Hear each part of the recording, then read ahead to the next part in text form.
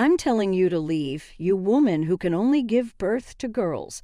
The one glaring at me with utter contempt was my husband, Jake. I instinctively rubbed my belly. I had borne 3 daughters through this belly in pain for Jake, but what Jake really wanted was a son. I still remember how after giving birth to our eldest and then our second daughter, he said, "Next time it will be a boy." When our third daughter was born, Jake even left the naming all up to me. Ah, is this finally heading to divorce? I felt like sighing with a faint smile. My husband assured me not to worry about a successor. There's already someone else who can bear him a son. I'm Susan, a full-time homemaker, and I just turned 40. I live with my husband, Jake, and our 3 daughters. It's been 3 years since I gave birth to our third daughter. This month I've decided to quit being a homemaker to go to work. Work? It's because on Jake's salary alone we couldn't afford to provide lessons for our 2 older daughters. I decided to work for the sake of our 3 children. Fortunately, I found a job quickly, and now I'm managing to cover our household expenses while working. Lately, Jake's been griping more and more about how his folks are getting on in years and that I should be the one to take care of them. Would be a big help if you could quit your job to look after my parents, Susan. That's out of the question right now. Why? We can live comfortably enough on just my salary if we don't splurge. Splurge? I've never done that. I'm working because your paycheck alone won't cover extracurriculars for the kids. They don't need any extracurriculars. It's perfectly fine if they don't learn anything extra. This is the kind of nagging I always get from Jake. That's why I've learned to just brush it off whenever he brings it up. Are you even listening, Susan? I hear you. I'll do what I can to help out. Honestly, I can't stand my in-laws. I genuinely don't want to help with their care. But Jake and I live near his parents' place. It was his idea to start our married life in an apartment close to them. At the time, I didn't know their true colors and thought it had to be convenient for me too, saying naively that it would be helpful. But it didn't take long to see their true nature. About 6 months into our marriage, my mother-in-law asked me to help clear space for a big table she bought so we could all gather any time. That's when I started helping out at their house. I found myself constantly bossed around by my in-laws, being told where to put things, to tidy up, to serve tea like some kind of servant. Being newly married, I couldn't handle it well and just kept helping as they told me to. Because of that, each time I visited their house, they treated me worse and worse. Every visit, I was like a little maid, having to listen to the in-laws boast about the old days or complain about their struggles for what felt like hours. And then they'd end up meddling in our private life, pressing us to quickly produce a male heir. Even my husband, who said he wanted kids, would say things like, "Of course, I prefer a boy. Actually, if it's not a boy, there's no point in having one." When I was pregnant, all that those 3 cared about was the baby's gender. When they found out our first child was a girl, they insulted me and said things like, "Well, there's a saying, first a girl, then a boy. She'll be handy to have around." When the second and third turned out to be girls too, the in-laws openly lost interest in them. They just kept saying, "Next time make sure it's a boy." Why is this house such a mess? There's no rowdy boys running around, and still you use being busy as an excuse. Can't you even clean properly? Maybe it's your laziness that's why you can't have a boy. All these girls and all they'll do is get married off elsewhere. They can't be successors. You should be taking care of us, the heads of the family, instead of wasting time on girls who are no use as heirs. To think these are their own grandkids they're talking about. I never invited them in the first place, and I sure as heck don't want to go to their place. Being dragged to their house and treated like this is more than I can stand. I've told Jake countless times that I want to keep our distance from his parents, but it's like talking to a wall. The house being a mess is a fact. Girls are supposed to play quietly and read books, right? Instead, they just scatter their stuff everywhere. If you can't manage housework and childcare, which are supposed to be a woman's job, then it's no wonder you're being criticized. How can you say that when we're both working to raise our 2 kids? It's impossible for housework and childcare to be only my responsibility. If working is your excuse, then just quit and be a stay-at-home mom. If you can't do that, then what my mother's saying is right. You think you can support me and our 3 daughters on your salary alone. That's why I'm working too. It gives me a headache just thinking about it. Sure, there was a time when men worked and women took care of the home and kids, but those days are long gone. Now it's normal for wives to work too, but to accept the changing times while still insisting that housework and child care are solely a wife's responsibilities is just too convenient. No matter how much I try to convince him, Jake just won't change. Mom's right. It must be as Dad says every time. I heard these words. Thoughts of divorce crossed my mind. But my daughters, oblivious to everything, were fond of Jake. Only the eldest, a middle schooler, seemed to have some reservations about Jake. Being in the throes of adolescence, she didn't seem to be very interactive with Jake yet. Whenever I saw the 3rd girl innocently laughing and clamoring to be held by Jake, calling him Daddy, Daddy, I couldn't bring myself to go through with the divorce. 3 months had passed since then. For some reason, Jake started coming home late more frequently. I was suspicious and asked him when he returned home, "Jake, you've been quite late recently. Is something up at work?" "No, it just happened today. A junior messed up and I had to cover some overtime." At first, I believed his words, but he began to come home late more often, and I asked again. Then Jake started making excuses, like he was held up at work entertaining clients or meetings with partners. Ran long even as I started to suspect Jake's words and actions. I couldn't muster the courage to take that step away because I didn't want to deprive my children of their beloved father. I started to pretend not to care about Jake's late returns. Half a year had gone by.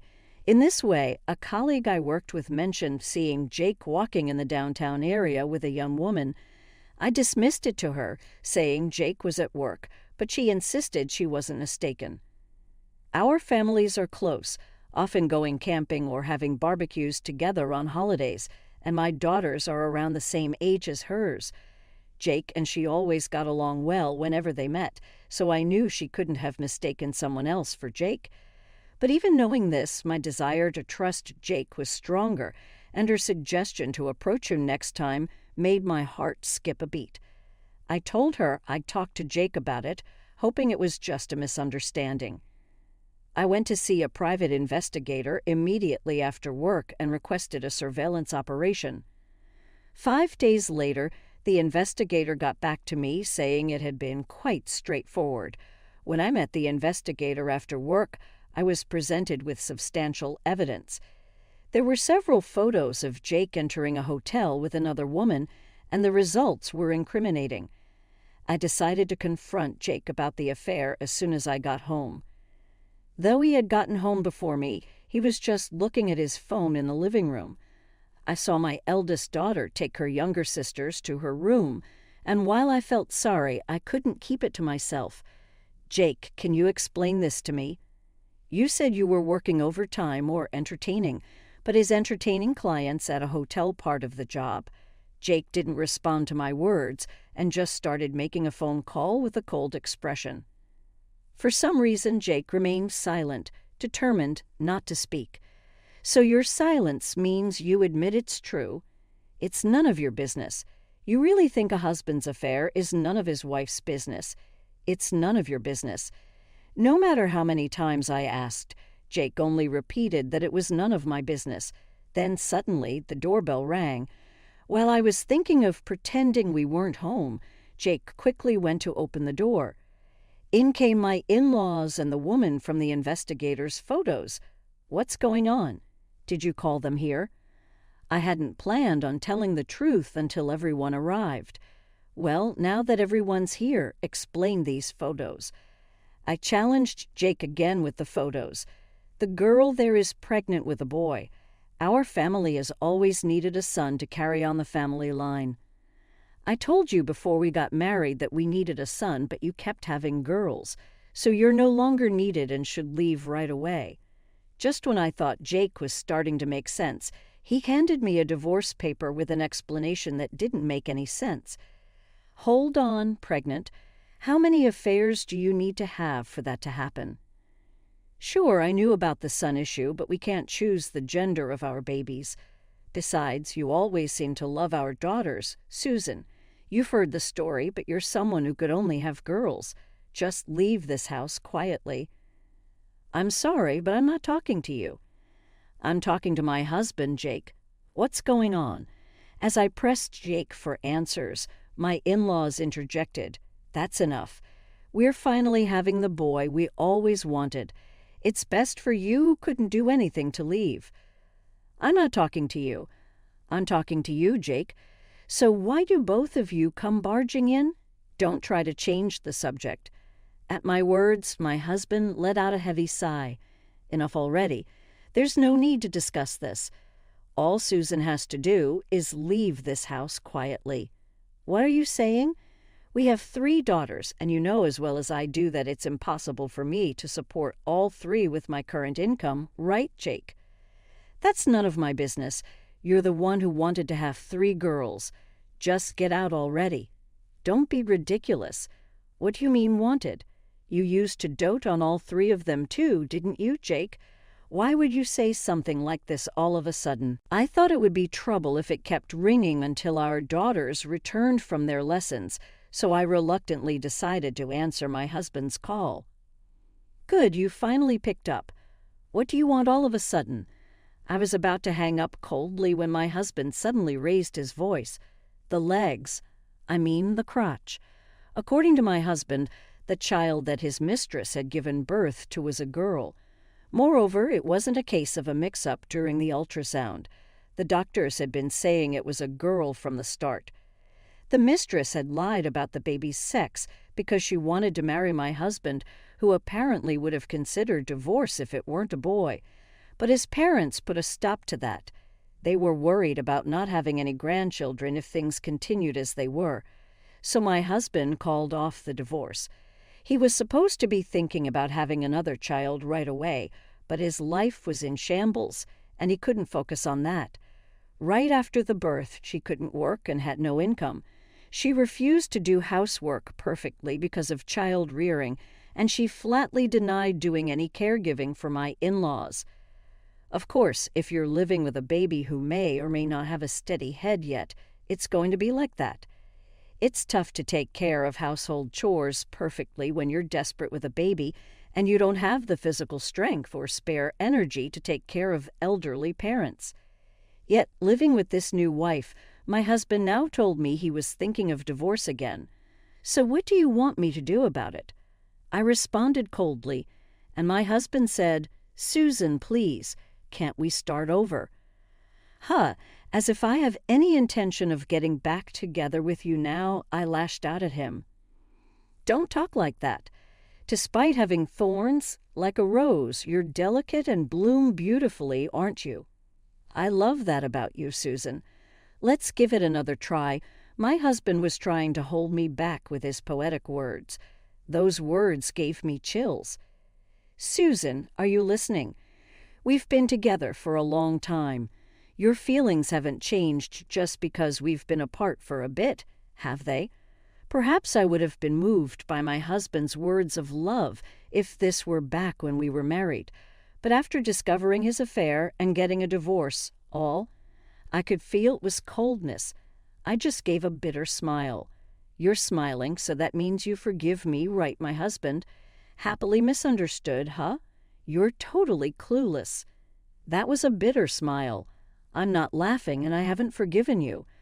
Why you have to say that, Susan? Please consider getting back together. Haven't we always been doing well? You were happy with me, weren't you? We were not doing well. That's why we fought so many times. I wasn't happy. That's why I divorced you. It was you who said you didn't need me. That's true. Right, then we can start over. It was me who suggested we break up, so I'm suggesting we start over. Let's do it." My husband started spouting nonsense about wanting to reconcile. He even brought up old times, and honestly, I was fed up. But then a thought struck me, and I changed the subject. "Oh, about Kate. Why do you know her name? She didn't introduce herself that time, did she?" My husband sounded surprised when I mentioned the name of my remarriage partner. "Of course I know.